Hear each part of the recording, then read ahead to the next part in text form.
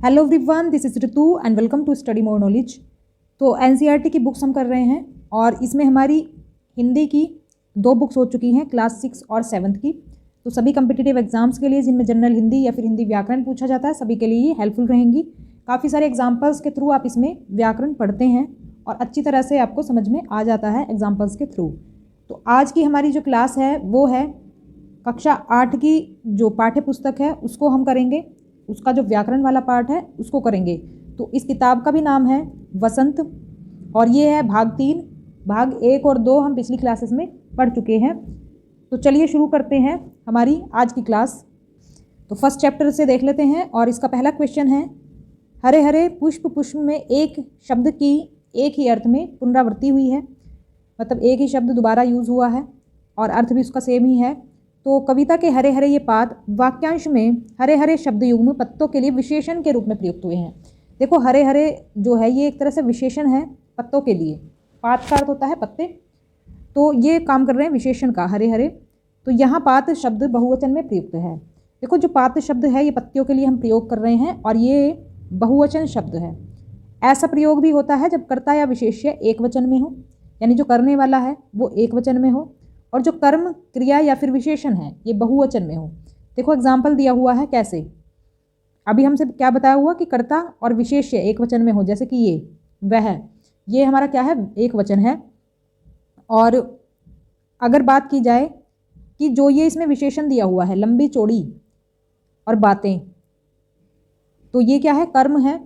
तो ये क्या है, हमारा बहुवचन में है। तो ये बहुवचन में है, लेकिन जो करने वाला है जो करता है वो है हमारा एक वचन में। तो इस तरह के भी वाक्य आपको देखने को मिलेंगे।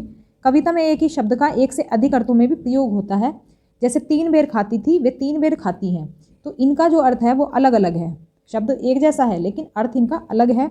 अर्थ क्या है, 3 बेर खाती थी मतलब 3 बार खाती थी, 3 टाइम्स खाती थी, और वह 3 बेर खाने लगी हैं। 3 बेर मतलब एक फल होता है बेर, उसकी बात हो रही है। तो 2 तरह से यहाँ पर अर्थ हुआ है इसका। तो इसलिए वाक्य में आ गया चमत्कार, यानी कि भाषा जो है आकर्षक बनाने के लिए हम अलंकारों का प्रयोग करते हैं। और ये जो शब्द हैं इन दोनों का ही यहाँ पर अलग अलग अर्थ है, तो इसलिए यहाँ पर हो जाएगा यमक अलंकार। यमक अलंकार होता है जब शब्द जो बिल्कुल सेम हो लेकिन अर्थ उनका अलग अलग हो। कभी कभी उच्चारण की समानता से शब्दों की पुनरावृत्ति का आभास होता है, मतलब कि ऐसा लगता है कि एक शब्द 2 बार प्रयुक्त हुआ है, मतलब कि उच्चारण उनका सेम रहता है, समान रहता है, इसलिए हमें लगता है ऐसा, लेकिन शब्द वो अलग रहते हैं। जैसे कि 2 प्रकार के शब्द अगर हम देखें, मन का और मन का, तो यहाँ पर इनका अर्थ जो है वो अलग अलग है। ये मन यानी चित्त से संबंधित है और ये मन का वस्तु से संबंधित है। और ऐसे वाक्यों को एकत्र कीजिए जिनमें एक ही शब्द की पुनरावृत्ति हो। तो ऐसे ही कुछ वाक्य हम देख लेते हैं शब्द। तो ये हैं हमारे शब्द कुछ ऐसे, बातों बातों में, रह रहकर, लाल लाल, सुबह सुबह, रातों रात, घड़ी घड़ी। तो इनका हम वाक्य प्रयोग भी देख लेते हैं।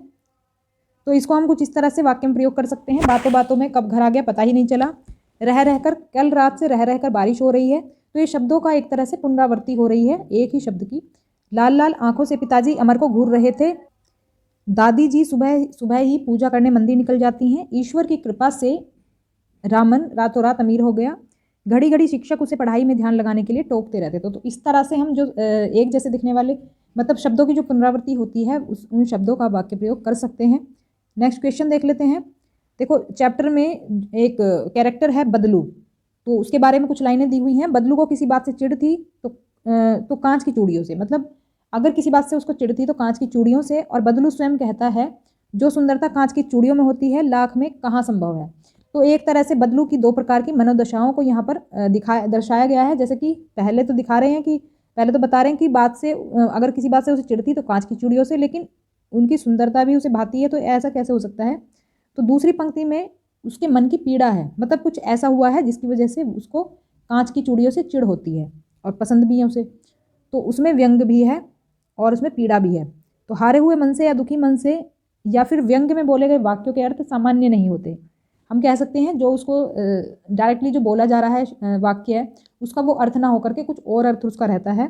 तो कुछ व्यंग्य वाक्यों को ध्यानपूर्वक समझकर एकत्र करें और भीतरी जो अर्थ है उनका अंदर, मतलब जो छिपा हुआ अर्थ है उसको बताएं।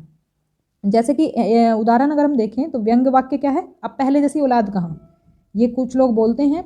तो इसका मतलब क्या है कि आजकल किसी भी बुजुर्ग मुंह से आमतौर पर ये सुनने को मिलता है कि जिसमें उनके उनके हृदय में जो छुपा हुआ दुख होता है और व्यंग देखने को मिलता है, उसी की वजह से मतलब कि उनका जो है मानना है कि आजकल की संतान बुजुर्गों को अधिक सम्मान नहीं देती। तो इसी तरह से वो व्यंग कर रहे हैं कि अब पहले जैसी औलाद कहाँ, जैसे पहले सम्मान करती थी वैसे अब कहाँ। तो इसका मतलब ये हो जाएगा। तो इस तरह से कुछ वाक्य प्रयोग होते हैं जिनका कि वो अर्थ ना निकल करके कुछ और अर्थ होता है। बदलू कहानी की दृष्टि से पात्र है और भाषा की बात की दृष्टि से क्या है, संज्ञा है। मतलब अगर कहा जाए तो कहानी में क्या है, बदलू एक पात्र की भूमिका में है, और अगर भाषा की दृष्टि से हम देखें तो वो एक संज्ञा है, क्योंकि जो नाम है ये बदलू नाम जो है एक संज्ञा होती है। तो किसी भी व्यक्ति, स्थान, वस्तु, विचार अथवा भाव को संज्ञा कहते हैं। और संज्ञा को 3 भेदों में बांटा गया। देखो आपको कहीं कहीं तो 3 भेद मिलेंगे और कहीं कहीं आपको मिलेंगे 5 भेद। देखो अब वैसे जनरली 5 भेद ही माने जाते हैं, मुख्य रूप से 3 भेद थे पहले। तो 2 भेद जातिवाचक संज्ञा के हैं, जैसे कि इसमें आते हैं द्रव्यवाचक संज्ञा और समूहवाचक संज्ञा। तो ये जातिवाचक में ही पहले आते थे, लेकिन अब 5 माने जाने लगे हैं। तो आप ऑप्शन के अकॉर्डिंग ही आंसर करें, कहीं पर 3 दिया हो तो 3 करें या फिर 5 करें। वैसे जनरली ये 5 ही माने जाते हैं। तो व्यक्तिवाचक संज्ञा क्या होती है, जैसे लला, रज्जो, आम, कांच, गाय। मतलब इसमें कोई व्यक्ति या फिर कोई जीव होगा जो कि व्यक्तिवाचक संज्ञा में आएगा। जातिवाचक संज्ञा में क्या आएगा, जातिवाचक संज्ञा में उसकी कोई जाति होगी, कोई किसी भी चीज़ की जाति बताती है। जैसे हम बात करें, जैसे लड़का है, लड़का, अब उसका नाम हम नहीं ले रहे हैं, लड़का हम बोल रहे हैं, तो वो एक लड़के की जाति हो गई है। इस तरह से हम इसमें शामिल करते हैं संज्ञा को। और इसमें ही 2 टाइप होते हैं हमारे, द्रव्यवाचक संज्ञा और समूहवाचक संज्ञा। द्रव्यवाचक में आते हैं जो आपकी वस्तुएं होती हैं और या पदार्थ होते हैं, और समूह में आते हैं आपका जो एक समूह होता है, ग्रुप होता है। जैसे कि किसी झुंड के बारे में अगर हम बोलें तो वो होता है हमारा क्या, या फिर कोई ग्रुप हो, लोगों का ग्रुप हो, वो सभी क्या आ जाते हैं, हमारे समूह में आ जाते हैं समूहवाचक संज्ञा में। भाववाचक संज्ञा में होते हैं हमारे कोई भाव जो होते हैं हमारे, जैसे सुंदरता, नाजुकता, प्रसन्नता। इसमें कोई व्यक्ति नहीं है, ना आकार है, ना वजन है, परंतु उसका अनुभव होता है। सिर्फ हम अनुभव कर सकते हैं, देख या सुन नहीं सकते उसको, बस महसूस कर सकते हैं। तो इस तरह के शब्द हमें चुनने हैं तीनों तरह के संज्ञा के। तो व्यक्तिवाचक संज्ञा में किसी व्यक्ति का नाम हो सकता है, किसी जानवर का नाम हो सकता है। तो इसमें हमारा आता है क्या, बदलू, बेलन, मचिया। जातिवाचक संज्ञा में आएगा हमारा आदमी, मकान, शहर। शहर का देखो नाम नहीं दिया हुआ है, शहर बताया गया, तो पूरे शहर, सारे शहर इसमें शामिल हो गए। आदमी का भी नाम नहीं है, तो आदमी जो भी हैं सारे इसमें शामिल हो गए। तो एक तरह से जाति को हम डिनोट करते हैं इसमें। भाववाचक में भाव आ जाता है स्वभाव, रुचि, व्यथा, दुख या खुशी, चाहे वो अच्छा भाव हो या बुरा भाव हो, बस हम उसे देख नहीं सकते हैं, महसूस कर सकते हैं। गांव की बोली में कई शब्दों के उच्चारण बदल जाते हैं, जैसे कहानी में बदलू वक्त को क्या बोलता है, बखत, उम्र को उमर कहता है। तो इस तरह के शब्द हमें और देखने हैं कौन कौन से होंगे, जैसे इंसान, मनुष्य। देखो अर्थ में परिवर्तन नहीं होना चाहिए, भले ही बोलने में हो जाए। रंज का मतलब होगा दुख, गम का मतलब मायूसी, जिंदगी, जीवन, औलाद, संतान। तो ये भी नाम हो सकते हैं इन शब्दों के। नेक्स्ट क्वेश्चन देख लेते हैं, बस, वश, बस। तो 3 शब्द हैं ये, जो कि उच्चारण में आपको लग रहे होंगे बिल्कुल समान, लेकिन अलग अलग अर्थ में ये प्रयुक्त होते हैं। जैसे बस सवारी के अर्थ में, वश अधीनता के अर्थ में, किसी को वश में करना, और एक होता है बस पर्याप्त, काफ़ी के मतलब बस अब और नहीं चाहिए, इतना होता है ना, ऐसे बोलते हैं ना। तो ये अलग अलग अर्थों में हो गए। तो इनका हम वाक्य प्रयोग करके देख लेते हैं। मतलब एग्जाम्पल तो ये बुक में दिए हुए हैं, बाकी हमें अलग से और बनाने हैं। बुक के जो एग्जाम्पल हैं वो हैं, बस से चलना होगा, यानी सवारी जो होती है, मेरे वश में नहीं है, मतलब मेरे अधीन में नहीं है ये चीज़, अब बस करो, मतलब बहुत बहुत हो गया, बस करो, ये इस अर्थ में प्रयोग हुआ है। ऐसे ही अगर हम और वाक्य देखें तो तुम्हारी देरी के कारण मेरी बस निकल गई, ऐसे 2 वाक्य यहाँ पर दिए हुए हैं। जब तक बस नहीं आती यहीं खड़े रहो। वश के देखें हम 2 वाक्य, तो आजकल के बच्चों को समझाना सबके वश की बात नहीं, भगवान की करनी मनुष्य के वश में नहीं। और ये वाला बस हम देखें सिर्फ या मात्र के अर्थ में, तो बस करो कितना खाओगे, बस करो इतना काफ़ी है, इस तरह से हम इनको प्रयोग कर सकते हैं। नेक्स्ट क्वेश्चन देख लेते हैं। हम 5 मित्रों ने तय किया कि शाम 4 बजे की बस से चलें। पन्ना ने इसी कंपनी की बस सतना के लिए घंटे भर बाद मिलती है। तो ऊपर दिए वाक्यों में ने, की, से आदि वाक्यों के 2 शब्दों के बीच संबंध स्थापित कर रहे हैं। ये शब्द जो हैं संबंध स्थापित कर रहे हैं। तो ऐसे शब्दों को क्या कहते हैं, कारक कहते हैं, जो कि संबंध स्थापित करें 2 शब्दों के बीच में। इसी तरह दो वाक्यों को एक साथ जोड़ने के लिए की का भी प्रयोग होता है। तो हमें इन सभी शब्दों से बनाने हैं वाक्य इनका प्रयोग करते हुए। जैसे कि पहला वाक्य अगर हम देखें तो यह समझ में नहीं आता कि हम सीट पर बैठे हैं या सीट हम पर बैठी है। तो जो ये पर है ये है हमारा क्या कारक है इसमें, और ये जो है कि ये हमारा वाक्य को जोड़ने का काम कर रहा है। नई नवेली बसों से ज़्यादा विश्वसनीय है, तो ये भी यहाँ पर हमारा हो गया क्या कारक। यह बस पूजा के योग्य थी, तो ये भी हमारा हो गया कारक इसमें। बस कंपनी के एक हिस्सेदार भी उसी बस में जा रहे थे, तो ये भी हमारा क्या हो गया कारक हो गया। तो इस तरह से हम कारक शब्दों को प्रयोग करते हैं, ये संबंध दर्शाते हैं दो शब्दों के बीच में। हम फौरन खिड़की से दूर सरक गए, चांदनी में रास्ता टटोल कर वह रेंग रही थी। तो ये जो लाइन है हमारी, इसमें सरकना और रेंगना जैसी क्रियाएं दो प्रकार की गतियां दिखाती हैं, दर्शाती हैं। एक तो सरकने की गति और एक रेंगने की गति। तो कुछ और ऐसी क्रियाएं बताएं जो कि गति के लिए प्रयुक्त होती हैं, जैसे कि घूमना हो गया, ये भी एक तरह से गति ही है। तो अगर हम और क्रियाओं की बात करें तो एक हो गया हमारा टहलना, जैसे कि दादाजी को टहलना अच्छा लगता है, इस तरह से हम इसका वाक्य प्रयोग कर सकते हैं। एक होता है चलना, चलना सेहत के लिए बहुत लाभदायक है। नेक्स्ट क्वेश्चन देख लेते हैं। कांच बहुत कम बचे थे, जो बचे थे उनसे हमें बचना था। इस वाक्य में बच्चे शब्द को दो तरह से प्रयोग किया गया है। एक तो शेष के अर्थ में, देखो एक ये जो होते हैं हमारे हम कह सकते हैं अनेकार्थी शब्द होते हैं ये। तो दूसरा जो है सुरक्षा के अर्थ में। तो दिए गए शब्दों को वाक्य प्रयोग करके देखें। ध्यान रहे एक ही शब्द वाक्य में दो बार आना चाहिए और शब्दों के अर्थ में कुछ बदलाव होना चाहिए। तो ये जो दो शब्द हैं इनको भी हमें कुछ इस तरह ही यूज़ करना है, जैसे कि बच जो शब्द है वो यूज़ हुआ है दो अर्थों में। तो जल को अगर हम प्रयोग करें तो जल का प्रयोग हम एक ही वाक्य में कैसे करेंगे, मीना गर्म जल से बुरी तरह जल गई। तो ये तो हो गया जलना और ये हो गया जल यानी पानी, तो दो अर्थों में प्रयोग हो गया। ऐसे ही हम हार का प्रयोग करें तो ये प्रतियोगिता इस पड़ाव में किसकी जीत होगी, जिसकी जीत होगी उसे मोतियों का हार मिलेगा और जिसकी हार होगी वह प्रतियोगिता से बाहर हो जाएगा। एक तो है मोतियों का हार जो गले में पहनने वाला आभूषण होता है, उसकी बात कर रहे हैं। दूसरी बात कर रहे हैं हार की, मतलब हारने की। इस तरह से हम वाक्य बना सकते हैं। बोलचाल में प्रचलित अंग्रेजी शब्द फर्स्ट क्लास में दो शब्द हैं, फर्स्ट और क्लास। क्लास का विशेषण है फर्स्ट, और चूंकि फर्स्ट संख्या है तो फर्स्ट क्लास संख्यावाचक विशेषण का उदाहरण है। देखो यहाँ पर फर्स्ट क्लास में अगर हम देखें तो फर्स्ट यहाँ पर देखो संख्या की बात कर रहा है, तो संख्यावाचक विशेषण ये हो गया। अब क्योंकि ये संख्या की विशेषता बता रहा है तो इसलिए विशेषण हो गया। और ऐसे ही महान आदमी में किसी आदमी की विशेषता है महान, तो ये क्या है हमारा गुणवाचक विशेषण है, क्योंकि गुण बता रहा है किसी आदमी का, तो इसलिए यहाँ पर गुणवाचक विशेषण हो जाएगा ये जो महान है। संख्यावाचक विशेषण और गुणवाचक विशेषण के हमें और उदाहरण बताने हैं, जैसे कि संख्यावाचक में तो देखो संख्या ही आ जाएगी, जैसे 4, 8, 10, और गुणवाचक में आ जाएगा गुण व्यक्ति का या फिर किसी और चीज़ का, जैसे कि चांदनी रात, ये रात का गुण बता रहा है, कैसी है रात, चांदनी। और आदमी का गुण बताया जा रहा है यहाँ पर समझदार आदमी है। नेक्स्ट क्वेश्चन है, संतुष्टि के लिए कवि ने छक्कर, जी भरकर, खुलकर ऐसे शब्दों का प्रयोग किया है। इसी भाव को व्यक्त करने वाले कुछ और शब्द हमें बताने हैं, जैसे हंसकर या गाकर, मतलब जैसे कि थोड़ा मतलब कि खुलकर के कुछ हम शब्दों का प्रयोग करते हैं। तो ऐसे ही हमें और कुछ शब्द यूज़ करने हैं, जैसे कि खींच कर, पी कर, मुस्कुराकर, देखकर, मस्त होकर, सरोबार होकर, ऐसे शब्दों का हम प्रयोग कर सकते हैं। नेक्स्ट क्वेश्चन है, किसी प्रयोजन विशेष से संबंधित शब्दों के साथ पत्र शब्द जोड़ने से कुछ नए शब्द बनते हैं, जैसे प्रशस्ति पत्र, समाचार पत्र। पत्रों के योग से और हम शब्द बताएं अगर, तो ये होंगे आपके प्रार्थना पत्र, मासिक पत्र, बधाई पत्र, वार्षिक पत्र, दैनिक पत्र, साप्ताहिक पत्र, पाक्षिक पत्र, सरकारी पत्र, साहित्यिक पत्र और निमंत्रण पत्र। इस तरह के हम और शब्द पत्र को जोड़ करके बना सकते हैं। नेक्स्ट क्वेश्चन है हमारा, व्यापारिक शब्द व्यापार के साथ एक प्रत्यय के योग से बना है। एक प्रत्यय के योग से बनने वाले शब्दों को और बताएं। तो देखो जैसे व्यापार में एक हमने जोड़ दिया, प्रत्यय हम जोड़ते हैं शब्द के अंत में, मूल शब्द के अंत में, और वो मूल शब्द का कुछ अर्थ निकलना चाहिए, ऐसा नहीं कोई भी शब्द हमने लग कर दिया। तो ऐसे ही हमें और शब्द बताने हैं एक प्रत्यय के योग से बनने वाले। तो ये हो जाएंगे हमारे स्वाभाविक, साहित्यिक, व्यावसायिक, दैनिक, प्राकृतिक, जैविक, प्रारंभिक, पौराणिक, ऐतिहासिक और सांस्कृतिक। ये सभी शब्द बनेंगे हमारे एक प्रत्यय के योग से।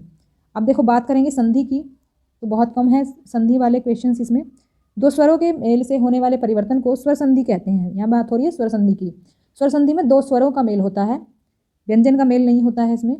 तो एग्जाम्पल देख सकते हैं आप यहाँ पर, रवि जमा इंद्र। तो देखो इसमें जो छोटा ई है ये, और ये इधर वाला जो छोटा ई है, इन दोनों को मिला करके बड़ा ई बन गया है हमारा। तो इसे हम कहते हैं दीर्घ संधि। जब जब स्वर बड़ा हो जाता है, बड़े रूप में आ जाता है, चाहे वो छोटे या बड़े से मिलकर के बना हो या फिर छोटे छोटे को मिलकर के बना हो, मतलब किसी भी तरह से बना हो, लेकिन दीर्घ स्वर हो जाना चाहिए, तो वो होता है हमारा दीर्घ संधि। दीर्घ संधि जो अगर हम बात करें स्वर संधियों की, तो मुख्य रूप से ये बताई गई हैं इसमें 4, लेकिन वैसे अभी जो मानी जाती हैं वो 5 मानी जाती हैं। एक आपकी 5वीं होती है अयादि संधि। तो 5 ये स्वर संधि आपकी होती हैं। इसमें बात की जाए ऋस्व या फिर दीर्घ स्वर के बाद, ऋस्व होता है मतलब छोटा स्वर, या दीर्घ के बाद ऋस्व या दीर्घ ए ई उ आ आए तो आपस में मिलकर क्रमशः दीर्घ हो जाते हैं। मतलब या तो छोटे से बड़े का स्वर का मेल कर दो, या छोटे छोटे का स्वर का मेल कर दो, या फिर छोटे बड़े का किसी भी तरह से स्वर का मेल कर दो, लेकिन होने यही स्वर चाहिए, ए ई उ। ए ई उ इसी परिवार के होने चाहिए और इनका ये बन जाना चाहिए ये बड़ा दीर्घ, मतलब बड़ा स्वर। तो ये होता है हमारा दीर्घ संधि। तो अब जैसे हम यहाँ पर देखें संग्रहालय, संग्रह जमा आल्य, तो इसमें हम देख रहे हैं ए और आ का मेल हुआ है। यहाँ पर ए हो गया, देखो है में ए छुपा हुआ है। आपको पता है जो व्यंजन है वो स्वरों की सहायता से बोले जाते हैं। अगर हम स्वर इसमें से निकाल दें तो ये बनेगा इस तरह से, हलंत इसमें लगा देंगे, ये होता है शुद्ध रूप व्यंजन का। लेकिन जब हम इनको उच्चारण जो इनका करते हैं वो हम स्वरों की सहायता से करते हैं, तो ये इस तरह से कुछ लिख जाता है ये। तो यहाँ पर इसी वजह से ये स्वर छिपा हुआ है अ, यहाँ पर है आ, तो ए आ मिलकर के क्या हो गया है, दीर्घ आ हो गया है। तो यहाँ पर हो गई हमारी दीर्घ संधि, क्योंकि हमने यहाँ पर देखा था आ ई उ हो जाते हैं। ऐसे ही महात्मा में देखो, महात्मा में क्या होगा हमारा आ और आ का मेल हो रहा है, तो यहाँ पर भी दीर्घ बन गया है, आ बन गया यहाँ पर भी, तो ये इसमें भी हमारी दीर्घ संधि हो जाएगी। अब दीर्घ संधि के हमें और उदाहरण बताने हैं। देखो इसमें थोड़ी सी मिस्टेक है, क्योंकि ये सारे उदाहरण जो हैं हमारे दीर्घ संधि के नहीं हैं, तो मैं बता देती हूँ कौन कौन से इसमें दीर्घ संधि के उदाहरण हैं। क्योंकि हमने देखा था अ ई उ, और सेम स्वर होना चाहिए एक दूसरे के साथ, तभी ये हमारी दीर्घ होती है। जैसे कि ऊ जो मिल रहा है ये बिल्कुल सही है, बड़ा ऊ बन गया इसको मिला करके। और ये जो मात्रा है ये भी गलत दी हुई है, देखो यहाँ पर छोटे ऊ की मात्रा आएगी, ये छोटे ऊ की मात्रा ये होती है यहाँ पर, ये वाली, तो ये बाद में सही लिखा हुआ है, बाद में ये बड़े ऊ की हो जाएगी, लेकिन यहाँ पर छोटे ऊ की आएगी। इसके बाद संग्रहालय, ये भी सही है, ये भी दीर्घ संधि का उदाहरण है।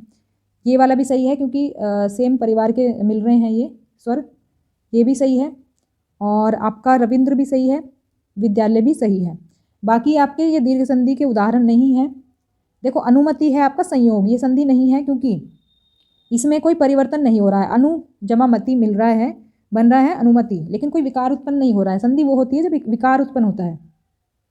और बाकी बात करें सूर्योदय की, सूर्योदय में हमारा हो जाएगा क्या, इसमें हमारी गुण संधि है, और ये सदा जमा एव, ये हो गया सदैव, क्योंकि इसमें देखो मात्रा में वृद्धि हो रही है, ये मात्रा में जब वृद्धि होती है तो होती है हमारी वृद्धि संधि, इसमें हमारी वृद्धि संधि है। तो ये एग्जाम्पल गलत दिए हुए हैं कुछ इसमें, कोई बात नहीं, मैंने बता दिया है आपको।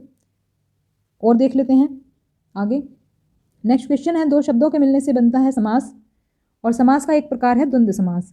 तो दोनों शब्द इसमें प्रधान होते हैं, दोनों भाग प्रधान होंगे, तो एक दूसरे में द्वंद्व की संभावना होती है, इसलिए इसका नाम क्या है, द्वंद्व है। तो कोई किसी से पीछे रहना नहीं चाहता है इसमें, मतलब कि दोनों ही इक्वल हैं। आप देख रहे होंगे दोनों का जो स्थान है वो समान है बिल्कुल, चरम और परम।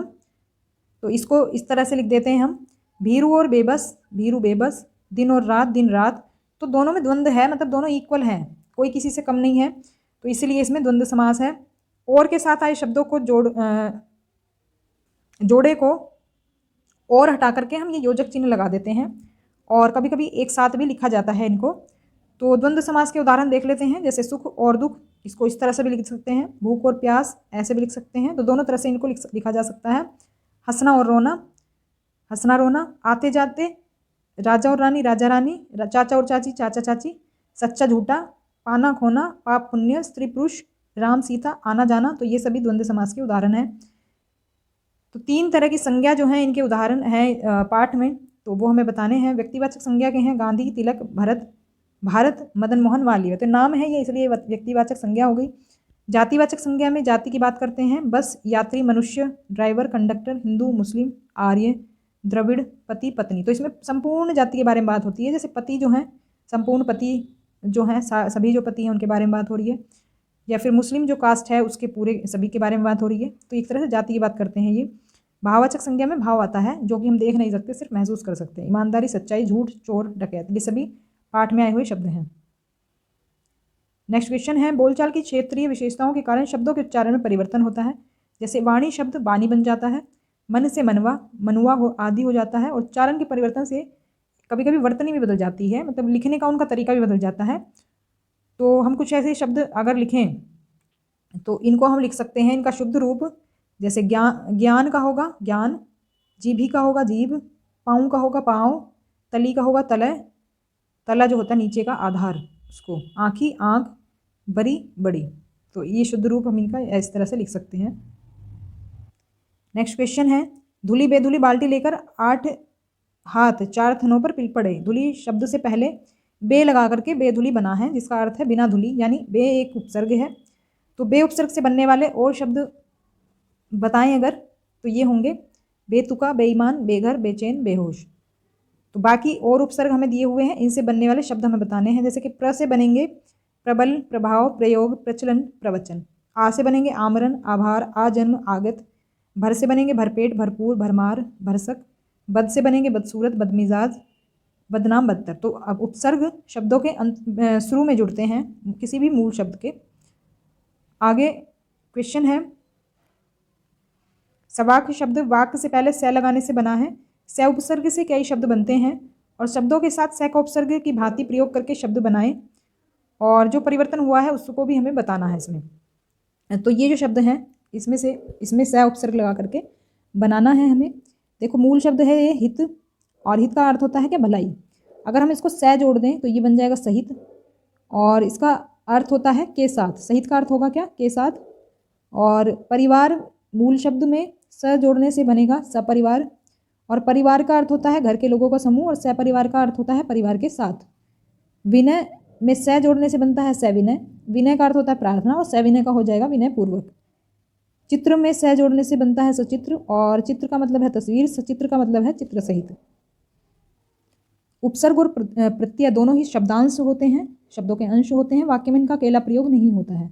दोनों में अंतर केवल सिर्फ इतना है कि उपसर्ग शब्द के पहले लगता है और प्रत्यय बाद में। तो हिंदी के जो सामान्य उपसर्ग हैं जो ज़्यादातर प्रयोग में आते हैं तो वो यही हैं, और पाठ में जो कुछ उपसर्ग और प्रत्यय हैं वो हमें बताने हैं। तो देख लेते हैं यहाँ पर, ये है हमारा क्या, ये उपसर्ग हैं।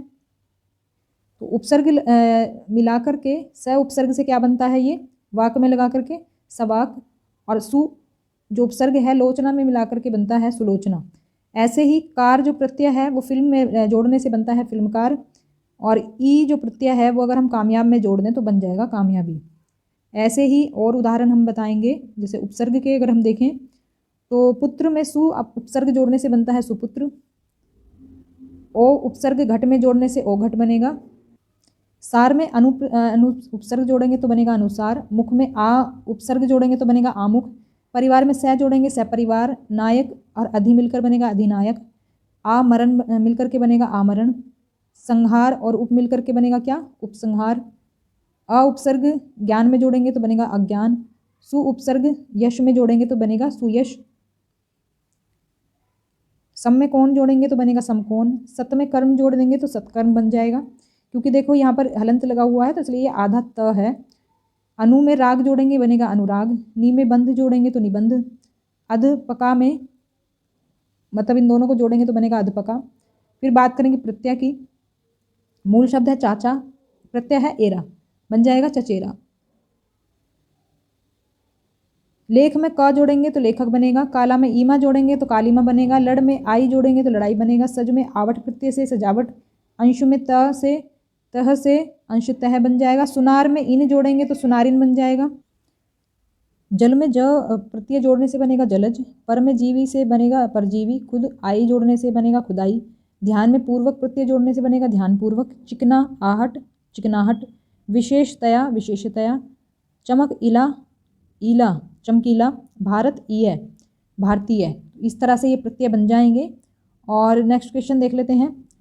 पानी परात को हाथ छुओ नहीं, नैनन के जल सो पग धोए।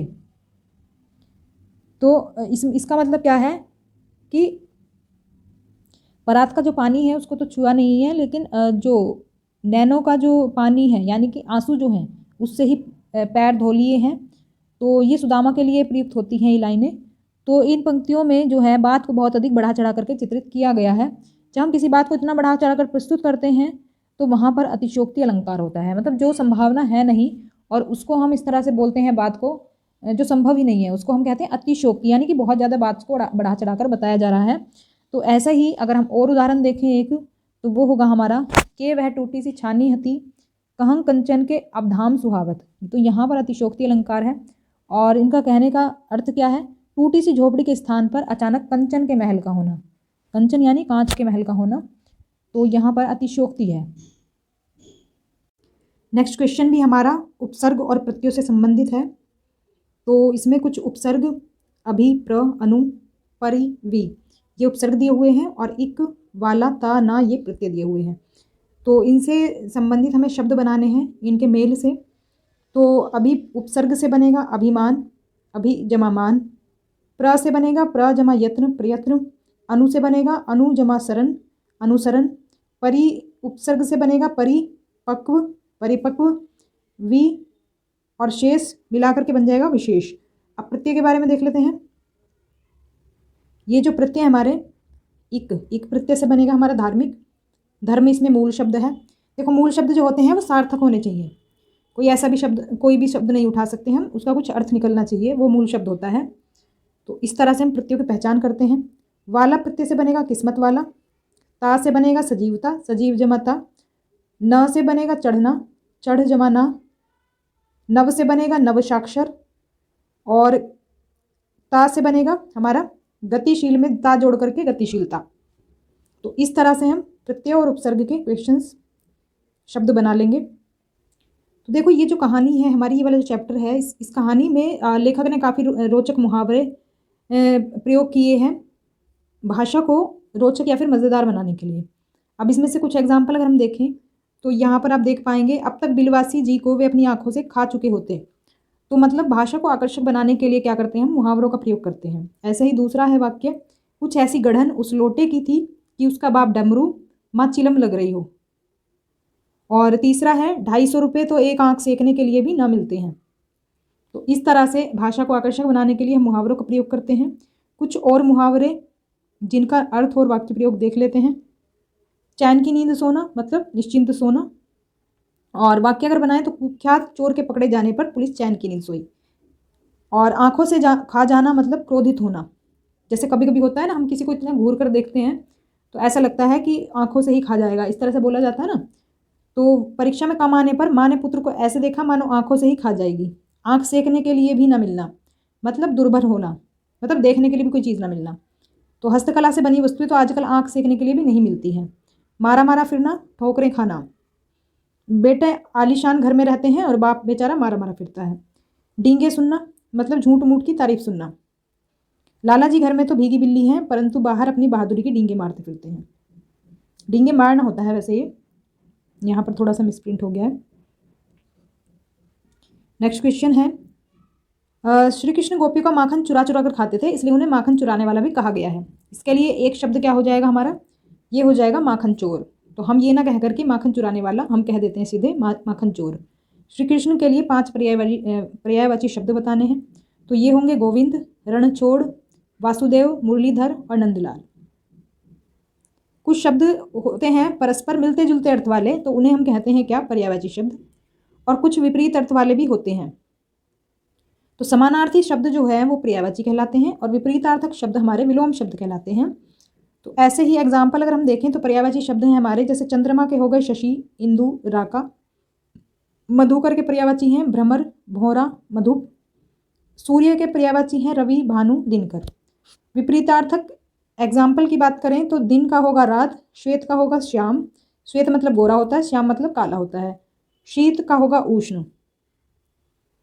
तो दोनों तरह के जो शब्द हैं वो हमें पाठ से छांट करके लिखने हैं। तो आंसर आपके सामने हैं। पर्यायवाची शब्द हैं हमारे, जैसे अनोखा का होगा अद्भुत, विचित्र, अनूठा। मैया का होता है पर्यायवाची जननी, माँ और माता। दूध के पर्यायवाची हैं दुग्ध, पय, गोरस। सखा के होते हैं मित्र, मीत, दोस्त। बलराम के होंगे दाऊ हलधर। ढोटा का होगा सुत पुत्र बेटा।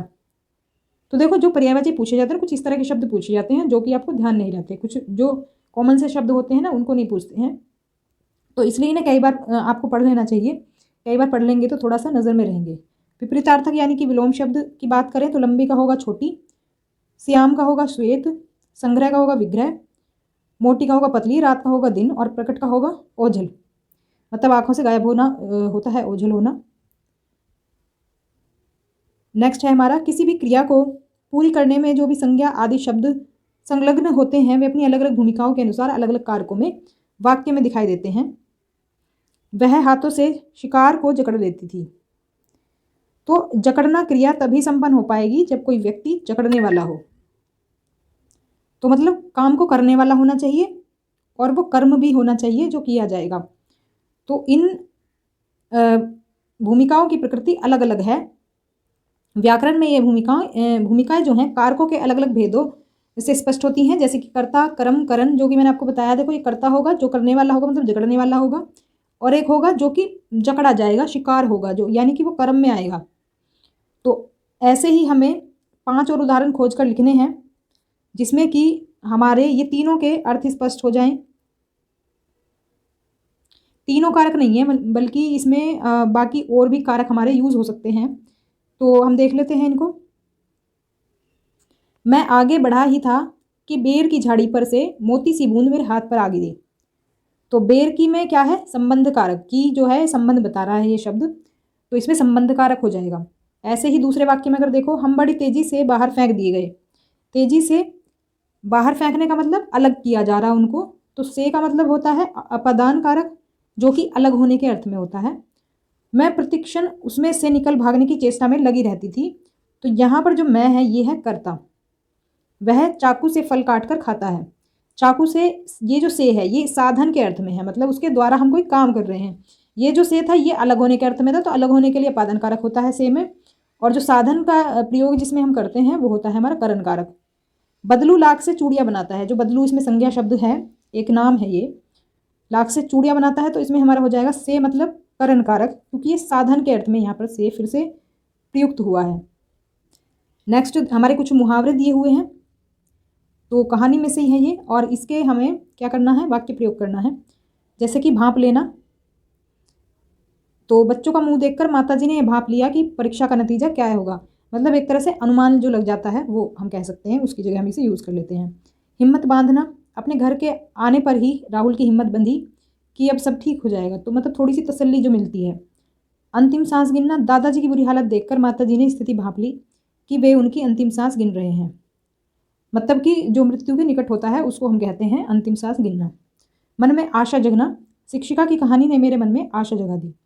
प्राण हथेली पर रखना, सिपाही देशवासियों की जान बचाने के लिए अपने प्राणों को हथेली पर रख लेते हैं, मतलब अपनी प्राण की परवाह नहीं करते, अपनी जान की परवाह नहीं करते। नेक्स्ट क्वेश्चन है, आरामदेह शब्द में देह प्रत्यय है। यहाँ देह देने वाला के अर्थ में प्रयुक्त है, तो देने वाला के अर्थ में द, प्रद, दाता, दाई, इन सब शब्दों का भी प्रयोग होता है। अगर हम एग्जाम्पल देखें तो इस तरह से इनका प्रयोग हुआ। यहाँ पर देखो द, और यहाँ पर ये दाता, यहाँ पर दाई और यहाँ पर प्रद, तो इनका भी जो मतलब है यहाँ पर देने के अर्थ में है। तो उपयुक्त समानार्थी प्रत्ययों को लेकर दो दो शब्द बनाएंगे, जैसे कि ये प्रत्यय हैं क्योंकि शब्द के अंत में ये जुड़ रहे हैं। अब इनसे हमें और दो दो शब्द बनाने हैं, जैसे द से बनाएंगे सुखद, दुखद, दाता से परामर्शदाता, सुखदाता, दाई से सुखदाई, दुखदाई, देह से विश्रामदेह, लाभदेह, आरामदेह, प्रद से लाभप्रद, हानिप्रद, शिक्षाप्रद।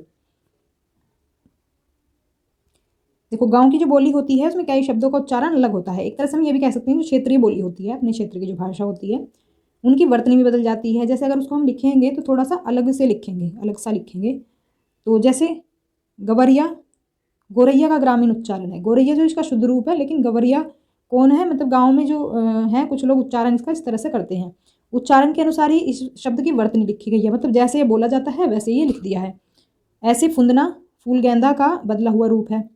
तो कहानी में अनेक शब्द हैं जो कि ग्रामीण उच्चारण में लिखे गए हैं। जैसे कि एग्जाम्पल अगर हम कहें तो जैसे मुल्क को लिखा गया क्या, मुलुक, क्षमा को क्या लिखा गया, खमा, मजदूरी को मजूरी, और मलार को मल्लार। तो इस तरह से इनका शुद्ध रूप जो है वो ग्रामीण उच्चारण में जो भी उच्चारित करते हैं उसी हिसाब से ये लिख दिया है।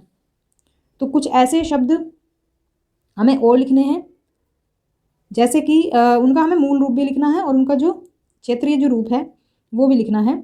जैसे एग्जाम्पल दिया हुआ है, जैसे कि टाइम जो है ये इसका मूल रूप है, लेकिन क्षेत्रीय भाषा में क्या बोलते हैं इसको, टेम, कहीं कहीं टेम बोलते हैं। ऐसे ही स्टेशन को कहीं कहीं बोला जाता है टीशन और कहीं बोला जाता है टेशन। और शब्द देख लेते हैं। देखो, घड़ा जो है इसका मूल रूप है शब्द का, लेकिन जो क्षेत्रीय भाषा है उसमें ये घैला भी बोला जाता है। दोपहर जो है इसे दोपहर बोला जाता है। भिक्षा को भीख बोला जाता है। सब्जी को तरकारी बोला जाता है। चावल को भात बोला जाता है। तो क्षेत्रीय भाषाओं में इनके अलग अलग नाम जो हैं वो पुकारे जाते हैं। तो मुहावरों के प्रयोग से भाषा आकर्षक बनती है, पहले भी हम जान चुके हैं। मुहावरे वाक्य के अंग होकर प्रयुक्त होते हैं, मतलब कि वाक्य के ही अंश होते हैं ये। इनका अक्षरशः अर्थ नहीं बल्कि लाक्षणिक अर्थ लिया जाता है। इससे मतलब क्या है, जैसे ये मुहावरा लिखा रहेगा जिस भी भाषा में, लैंग्वेज में, वो जो उसमें लिखा रहता है उसका वो अर्थ ना हो करके जो उसके जो लक्षण होते हैं, उसकी चीज़ के जो लक्षण होते हैं उसके आधार पे उसका अर्थ लिया जाता है। तो पाठ में ऐसे बहुत मुहावरे हैं। तो टोपी को लेकर के 3 मुहावरे हैं। जैसे कितनों को टोपी पहनानी पड़ती है, बाकी के हमें बताने हैं। तो टोपी से रिलेटेड जो मुहावरे हैं वो है हमारे, टोपी उछलना मतलब क्या होता है इसका, बेइज्जती होना। टोपी से ढक लेना मतलब इज्जत ढक लेना। और टोपी कसकर पकड़ना मतलब सम्मान बचना। तो इस तरह से हम क्या करते हैं, इसका जो दिया होता है वाक्य में उसका वो वाला अर्थ ना लेकर के उसके लक्षण के आधार पर जो होता है, जैसे कि होता है आपका, आपने अगर शब्द शक्ति पढ़ा होगा तो उसमें भी जो होती है हमारी शब्द शक्ति, उसमें भी एक शब्द शक्ति का टाइप है जो कि लक्षण के आधार पर हम अर्थ लेते हैं। ऐसे ही मुहावरों का भी होता है। जैसे कि हम कहते हैं ना, मोहन गधा है, तो हम उसको डायरेक्ट मूर्ख ना कह करके हम उसको गधा बोल देते हैं। ऐसे ही होता है मुहावरों में भी।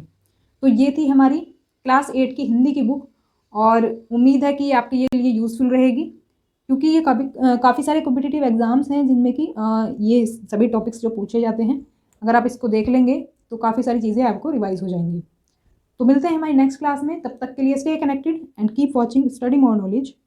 Thanks for watching.